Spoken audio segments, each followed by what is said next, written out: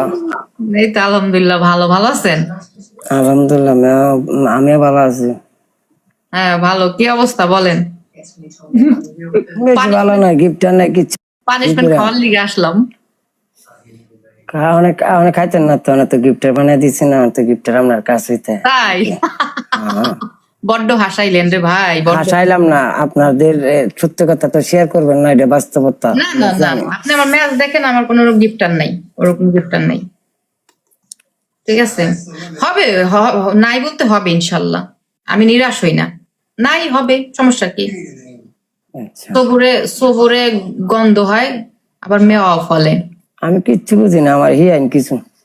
EC রে, আপনি তো এই জায়গায় আমি বুঝি কিছু, বুঝি না। আপনি কি এই জায়গায় কি একদিনে লাভ দিয়ে আসছেন? অনেক স্ট্রাগল করে আসছেন না?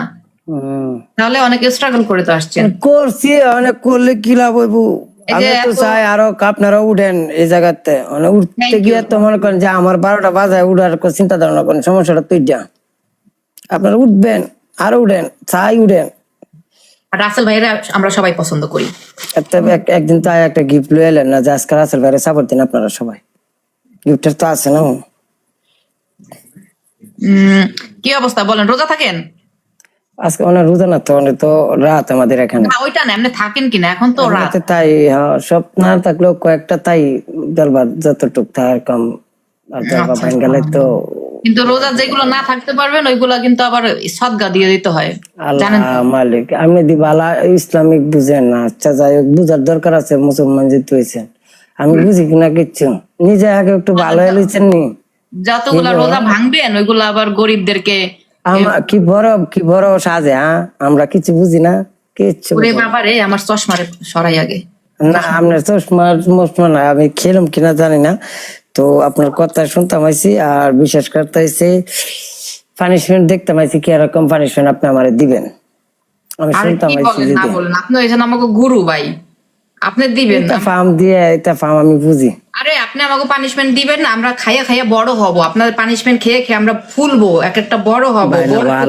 আপনারা বান্না লাগলে একটু ঘুরাই না ভাই, আমি ওর লগে বইছি, কথাবার্তি কইতাছি, কিছু কথার মাধ্যমে উনি তো ওনারটাই ইয়া করবো, প্রেজেন্ট করবো না। উনি এইটা তিনি এতটুকু ভালো, ওইটা তো সবাইকে ও বলবে, বলুক না। আমার জায়গা থেকে যেটা প্রয়োজন এটা আমি নিবো না, আর এটা তো আমার নেওয়ার দরকার নাই।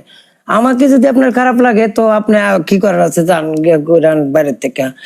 আমার এটা আমার দেখতে হবে, আমি কেন ঘৃণা করতে? আমি না ঘৃণা করলাম, আরো 10 জনে ভালোবাসবো পরে। আপনি আমারে বুঝান, আরো তো 10 জনে তাকে ভালোবাসতেছে না, না সবাই ঘৃণা করতেছে? কি করেন না করেন, বুঝের মানুষ বুঝলন। অনেক জ্ঞানী। আর আপনি আপনি আপনি টাইম বেশি লইলেন, সমস্যাটা হচ্ছে এটা। এটা হচ্ছে বেতার জায়গা মানুষের। আমি আপনার ম্যাচ দেখি রাসেল ভাই, আমি আপনার ম্যাচ দেখলে তো সাপোর্ট করেন না কে? সাপোর্ট করেন না কে? কি দেখেন? কেন দেখেন আমার ম্যাচ? ভাল লাগে না? ভাল লাগে না? খুব ভাল লাগে না? ভাল লাগলে আপনার সাপোর্ট করার দরকার না? অবশ্যই করি, করি তো। আমার ফুল মারেন, ফুল মারা দেন গিয়া। হাট মারি তো। কিন্তু আপনি তো একটা লায়ন আমি এখন তো আজকে পর্যন্ত আমরা দেখছি না। কে রে লায়ন ভাই না আমি? হ্যাঁ, এত আপনার এত গিফটার, ওই যে আমার যে একটা হার্ট কটা ফুল যে মারি, ওর মধ্যে তো জীবন আমার দেখবেনই না, লিস্টের মধ্যেই থাকি না আমি। আপনার কোনো গিফটার নেই? কার?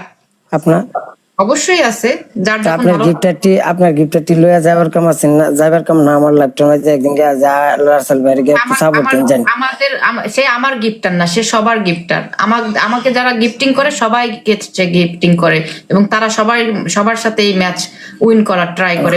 আর যদি সবারই গিফট করে তো সে তো আমারও গিফট করে, অবশ্যই সেই টাইমে হয়তো সে নাই, কিন্তু আপনার তো আরো গিফটার আছে, হ্যাঁ তো আর আমার গিফট করে না। গিফটার নাই, আমার কোনো লাং ভাতার নাই গিফটার, ঠিক আছে? হ্যাঁ, আমার কোনো লাং ভাত